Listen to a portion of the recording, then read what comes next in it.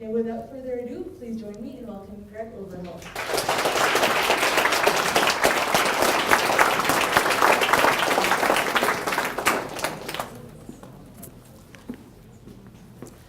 The greatness of a man or woman is not how much wealth they can acquire, but in their integrity and their ability to affect those around them positively. I love this quote. This is a quote by an uninspected Bob Marley. Interesting choice for a quote, but this is a quote that I believe sings so well to where I am in my life and the way that not only do I try to carry myself personally, but it's something that spans in my professional career. And it's a career now that I see, if it's not within SOS, the current organization that I work for, but for the rest of my life, it will be in this idea of social enterprise. And so the thought always comes is like, well, has it always been this way? No.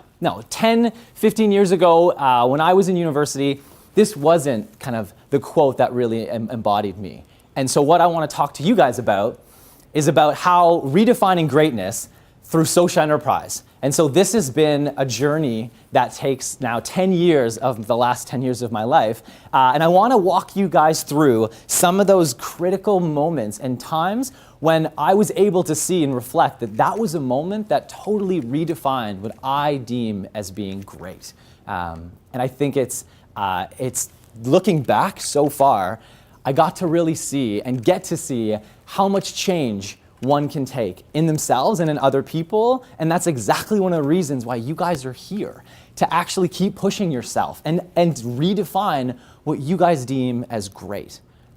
So as I said, my name is Greg Overholt, and I'm the founder and executive director of Students Offering Support. And so 10 years ago, when I was in first year 10 years ago, and if I were to tell you what my definition of greatness or hope was back then, it was, I'm a business and computer science undergrad, and I want to be the VP marketing at Google.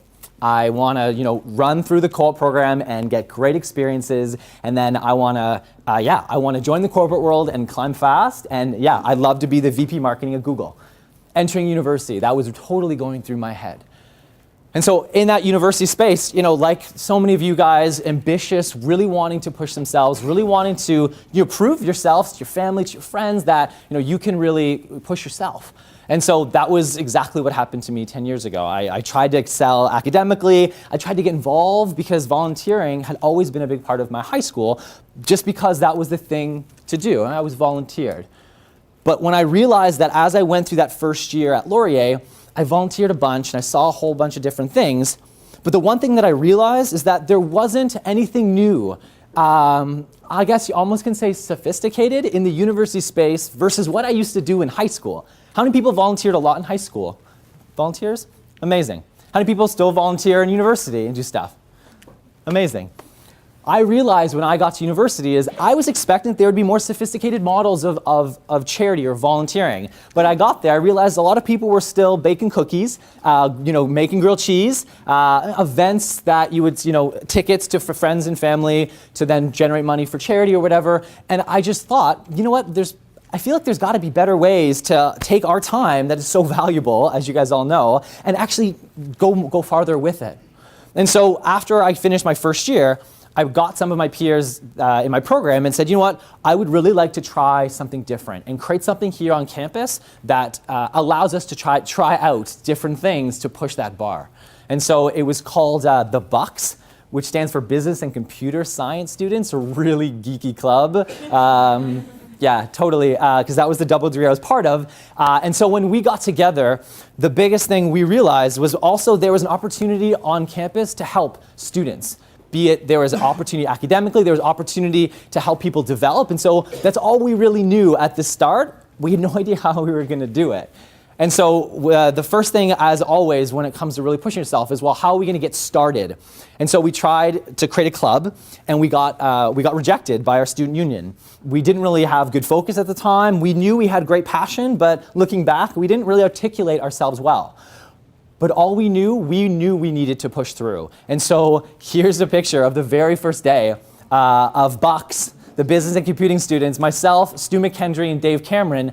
This is on Clubs Day in the very first week of school, and we weren't a club. We weren't allowed to be here at all. And so what we did is the three of us took this table, which is from the science building over here, and we stole it from the science building. And we carried that table all the way across the field and plotted it right beside the bouncy castle, because that was the only space on the whole soccer field that wasn't occupied by official clubs. And so we knew that we needed to be there because we knew we had an idea that we wanted to find other people to join us, and we needed their support and help. We knew we needed to be at this one event, and so we did it. And so it was really great for us to realize that by pushing ourselves and pushing what we think we could do, we could achieve much more. And so great, we've got students together around this idea, but we actually didn't know what the ideas that we actually were going to execute would be. And so we came up with 4 ideas, and 3 of them really sucked. They just were really bad ideas. They were repairing people's computers for a donation, and that would be a little business because we were big computer geeks. And then we tried to run sport tournaments where you charge people a fee to enter a sport tournament, you get donations, the money goes towards your charity. We had to cancel our first dodgeball tournament 2 weeks before because we had 3 teams. And then we had these presentation workshops for first-year business students who have no practice in these presentations. And it was a great service, but no one took us up on it. And it took so much time for volunteers to coordinate it. And so then the 4th one was this idea of us being second-year students, realizing that there was a real problem in first-year students getting through those hard courses, getting through those midterms without having a peer group or a support network to really get them through it. And so we thought economics is a really hard course at Laurier. It's a hard course across this country. And so we booked some rooms and we just gave it a shot. We said, you know what, we're going to have some rooms a couple days before the exam and just help people through the material, walk them through it, be that resource, allow people to ask stupid questions. And so that was exactly what we did. Here's one of the pictures of the very first sessions of teaching economics with like 3 or 4 or 5 students, small groups. And we got a lot of great feedback. The biggest point of feedback was after my very first session. My very first session went this way. I was up in the classroom like this, couple students here, and I said, guys, what don't you understand? Guy looked back at me, he says, I don't get economics. That's a good first step. Awesome, cool. And so I'm like scrambling. I don't know what I'm doing here. I'm just like, I had no structure. And then I was like, all right, well, chapter 1. What don't you know about chapter 1? And the expert said, what's chapter 1? And I said, well, it's intro economics, and in this chapter, these are the 3 big things. It's like, intro to supply, there's this kind of question that they add in this kind of area here. And the girl said back to me, could you walk me through those 3 main points and kind of give me a summary of those 3? And so I said, yeah, sure, I could do that. So I was flipping through the textbook like mad. I had nothing prepared. Going through a question, trying to summarize the information. And then after that chapter was done, they said, you know what, that was pretty cool. Can you do that for the other 7 chapters that are covered on this exam? And I tried. I did the best I could. And we quickly realized after that first year that students came to us because it's not like they knew what they didn't know. We are very, very resourceful people. If we know what we don't know, we Wikipedia, we Google it, we ask a friend, we tweet somebody. We can find the answers easily. What students came to us, and what students often say they come to us now, is that being able to actually identify what it is that I don't get, what it is that I do get, and then be able to ask questions, have that form an open space where I can ask the silly questions or be vulnerable. And that was what we realized worked so well. And so in that first year, we taught 150 students and we raised like $5,500. Pretty cool, 18-year-olds, we're not even a club, it's just a renegade organization. And so, that was the beginning of really redefining what it is that charity really meant to us. We all were the classic charity volunteer people in high school, and we're starting to redefine what that means to us. Yet we're all, like Stu, Dave, and me, we were all on paths for big business, corporate world. And so as we move down this path, in our following year, we realized let's scale. Let's scale so we don't have a 1 to 5 or 1 to 6 student-tutor ratio, but let's have bigger courses, bigger sessions, because we're now spending time preparing a really good presentation that walks students through all the major points so you can self-select. So we were able to not teach 4 students at a time, but 10 or 20 or 40 or 60. Or you get to our end of our second year in a picture like this, where there's 120 students in a classroom all being helped for economics in April. And so myself, Stu McKendry, teaching it with me, and we realized that there was an explosive opportunity to help students in a really big way, in a really engaging way, that we were getting feedback that students loved it. And so at this point, we're now asking for a $20 donation to come to a 3-hour session, and we walk them through economics. In 2.5 hours, we helped 130 students, and we raised $2,600 for a school. That's a ton of bake sales, right? That's a ton of cookies. 50 cents a cookie, that's 5,200 cookies. How long does it take to bake 5,200 cookies? I have no idea, but it's a lot of time. And not only did we an efficient way of raising money, we did a survey with these students, and we figured out that the students that came to our session did 15% better than students who didn't come to a session. Yes, with control variables and whatnot. But those stats people who know, I like the stats. And so we realized that, yes, we not only had a really cool, efficient way to raise money, but we're also helping a ton of students at the same time. And then I'm reflecting back to myself and being like, I am loving this experience that I'm getting. I'm running a tiny social enterprise on campus. I'm getting amazing presentation experience. I'm being able to articulate myself well. I'm winning just as much as you guys are and just as much as the communities that we work in. I absolutely fell in love with it. This win-win-win idea that really started to redefine how I see my time and the impact that my time can have. And so this year, we ended up teaching 650 students, and we raised $31,000 for our education projects in our second year. And so it's like, yeah, this is cool. This isn't just cool. This is like beyond cool. This is like a weird kind of fuzzy feeling in your stomach that you don't quite know what to do with. And so all we could think to do with it is to keep going with it and not offer just first-year courses, but second-year business courses at Laurier. And we built more community and a flash website that I built that had online registration and made it, tried to be more stronger. And in this third year, I created SOS, taking away from this Bucks kind of club to really focus on the model and helping students better. And so in this third year was an incredible year because not only did we teach twice as many students, like 1,200 students, and we'd get sessions that look jammed as always, teaching again the main courses in school, we ended up raising $65,000 that year. And what's so special about this year is I remember that first picture in those small classrooms with Stu McKendry, and we raised our first $1,000. And I told him at the end of that session, I said, you know what, Stu? It would be awesome if we could raise $100,000 in 3 years. And Stu, if you ever meet him, he was my right-hand man. He is level-headed, so serious and awesome. But he was always that guy that kind of leveled me and made realistic expectations. He said, Greg, that's a bit amazing, but a little bit big. How about we go for 5K? And I was like, you know what, Stu, that's fine. But I just think that would be wicked. You fast forward 3 years to a session just like that picture, lots of people, and again, it's me and Stu counting out $20 bills like it's a candy store and so happy of the results and the feedback. And I remember where we were at. We were at 99,000. And if you did quick math on the board there and you add up those three numbers, you get to $101,000. And I remember it was me and Stu in a room, in a classroom, and I turned to Stu and I said, you know what, Stu? We just raised $100,000 in 3 years. He knew the exact conversation we had.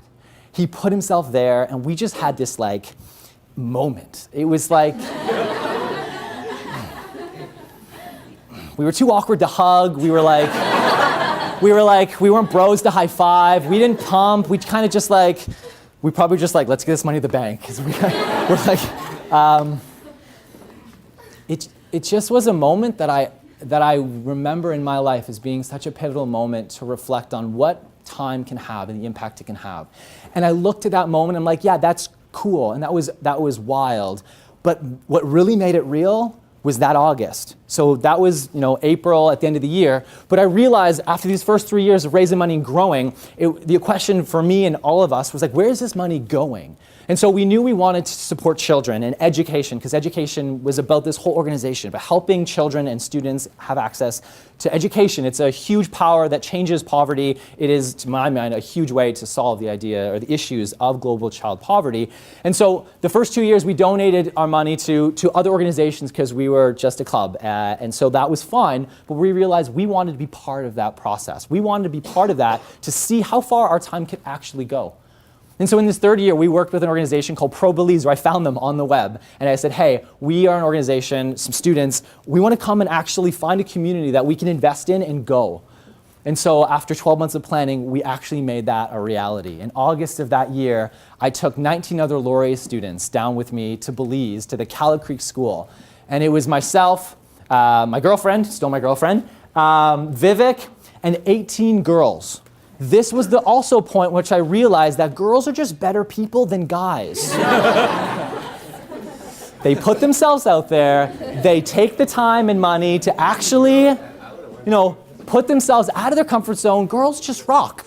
And so that was one of many things I realized on this trip. But so this trip was exactly as it was the thing that I needed to see. I needed to interact and see the people and see how far that this was gonna go. And yes, I think the standard think about how you're gonna go abroad and like save people and all that kind of stuff was probably part of it in my head, but that was definitely not the case.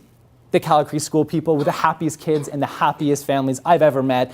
I found love with them, their community, their ability to correlate and connect with each other. But their school was absolutely awful. Their ability to educate their children was horrendous. They had to close some of the rooms because they had termites infested it. So we invested $45,000 into this project in school to take them up to a level where they actually could have education that is of quality nature for their kids. It was wonderful. But unfortunately, it was also pretty awful because on day 10, we had to be evacuated by Hurricane Dean, a Category 5 hurricane that came sweeping in. We had 12 hours notice before it hit land. It was one of the hardest days of my life as the leader, of people my own age, having to actually figure out what the hell are we going to do. And so it was like 7 a.m. at the work site, hear that it's coming, pack everything up, go back to our hotel, pack up your stuff, and we had to make a decision of what to do. And so we had 20 tickets booked on the last American airline flight from Belize City at 6 p.m. going to Miami, but we had 10 minutes to decide if we were going to do it and put down $6,000 to just get this flight to Miami. And so I have to make this decision. And so I just did a good old heads up, heads down, hands up, heads down thing, and we just voted. And we voted together as to who wants to stay and who wants to go. We had abilities to stay with the country director, but the vote was go. The vote was 14-6 was go versus stay. And it was one of the hardest things that I had to do. I had worked 12 full months for this project, and I wanted to see it through. And the selfish nature of how I was feeling would have tied myself to a tree if I could. But it was the right decision. It was the right decision as a leader. And as you guys get in positions, or as you guys are in positions right now as leaders, you have to realize it's not about you. You are leading others. The decisions you make are affecting other people. And so you always have to make sure you're keeping that in mind when you're making decisions in a position of leadership. And so I remember to this day with Maddie Birch's credit card, who had $10,000 limit on it, I was calling American Airlines, giving these numbers, like crying my face off. I was just so upset that we were leaving, but I was upset for the wrong reasons. And so, the path home, we didn't photo document this awful day, but here's some of the storm on the bus. The bus ride home to the airport was like Independence Day. It was us going down the coast and everyone else coming up the coast to San Ignacio, and they were like jumping on cars, honking at us. But we knew that we had to get out because it not only was the right thing for us, but it didn't make sense for us to be in the country taking up resources if things did get bad for the rest of the Belizeans who actually live there that were imposing on their home. And so it was an awful day, awful travel to get home. It was an amazing race from there to Miami to Buffalo, back to Toronto. But overall, the project was fantastic. The investment was great. And it just gave me that reality of the impact that our time and the money that we are raising can actually go. And so now I'm back in Canada. I'm in my 5th year. I'm at that point where I have my last co-op. And so this is where I have the decision to make. Do I follow the path that I wanted to? I was already a co-op at Research in Motion. I co-oped at Bell. I was on my path for that VP marketing or whatever, that Google style. And I had a conversation with Paul Weiss. Paul Weiss worked for the Ontario Centre of Excellence.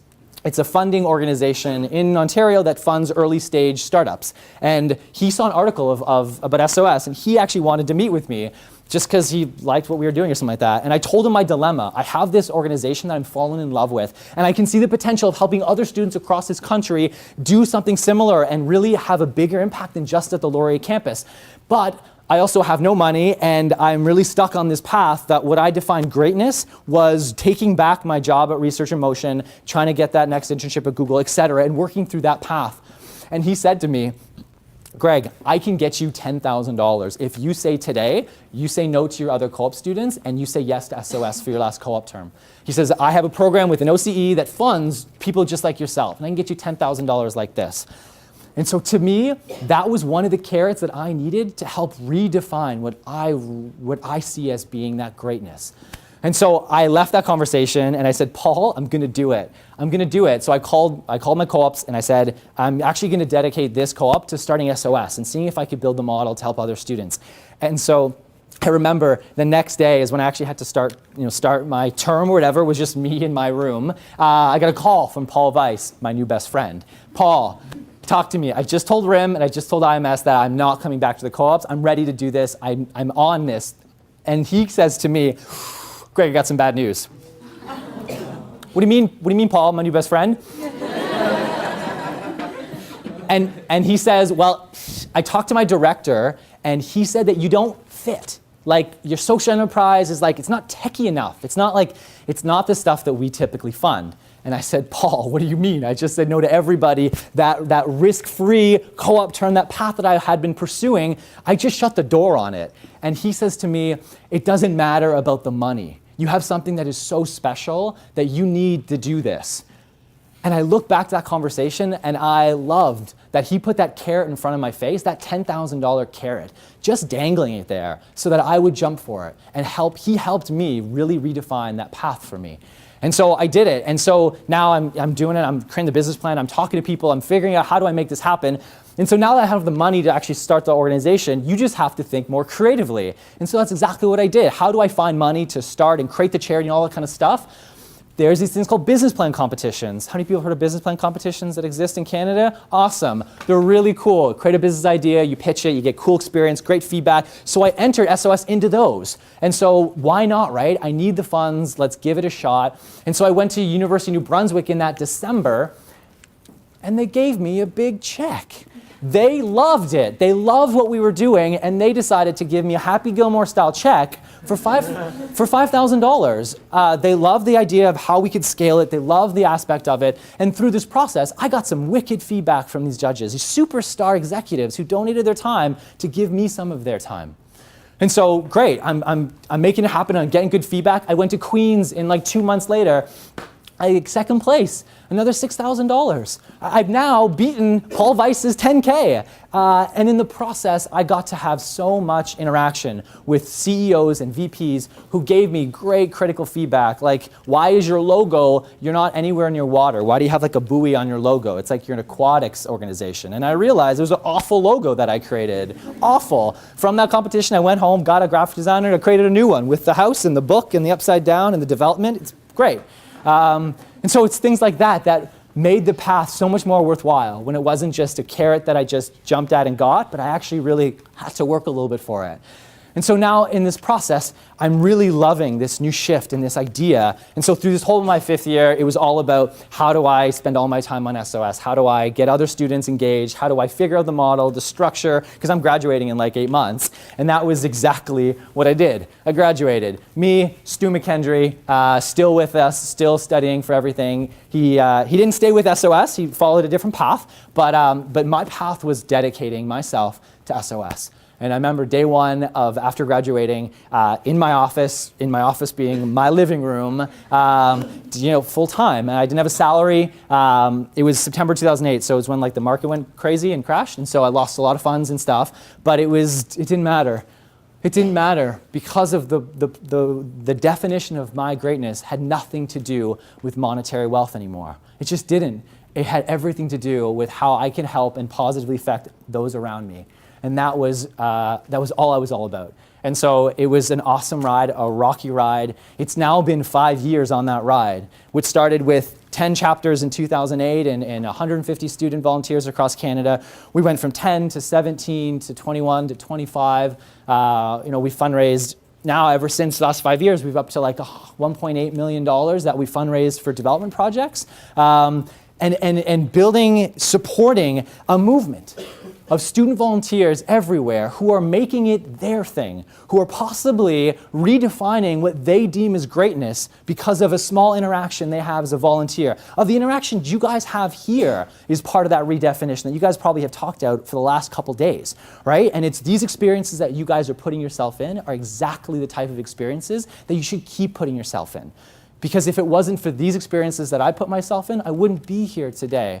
You'd be like, why is this random guy here talking about, working at, Google could be cool. Google would be a lot of fun to work at. These last 5 years have been supporting students absolutely everywhere, helping them raise marks, which raises money, which raises roofs all across Latin America. Hearing these experiences as these students come back is inspiring to me. Because they're not saying, thank you, Greg, for making this happen. They're saying, this was a crazy good experience that me and my peers at my school, we did. We raised that money. We coordinated, and we went, and we volunteered, and got that experience. This isn't a Greg thing anymore. This is an everybody thing. And this is what I get to now be, is I get to be a cheerleader, a supporter, a mentor. I still get to teach. What up, stat students that are at Schulich? I'm teaching a Laurier this term, BDM, second half of stats, still loving it. And it's experience like that I can't get enough of. I love teaching because I think I can still help students. And so that's exactly the kind of things that I want to keep doing that will redefine what I can see about the idea of being great. Right? And so I guess one of the biggest reflection moments that I've had the last 5 years was in 2011, when Ernst & Young actually decided to give us an award around social enterprise. And so it was, this award banquet is like the Oscars of the business world. It was 1,100 business professionals all there paying $400 a ticket for a bunch of student club, student volunteers up there getting an award. It was a surreal moment, and it was a moment that was a reflection that I got to see where had we come? How far had we come in that was like 8 years from when we started, right? And I always go back to day one, stealing that table from the science building and trucking it over to the bouncy castle just because I wanted to talk to you guys. I want to talk to some of you. And I wanted to say, hey, I have an idea. Do you want to be part of this? And so that was a moment that, one of several, and the stories go on from these last 10 years. It just makes me realize that the path that I wanted and I started with 10 years ago entering university is a very different path that I have now. And it's thanks to the experiences that you guys have here that help me redefine what greatness means to me. And so again, I go back to the greatness of a man or woman is not in how much wealth they acquire, but in their integrity and ability to affect those around them positively. Thank you very much, guys.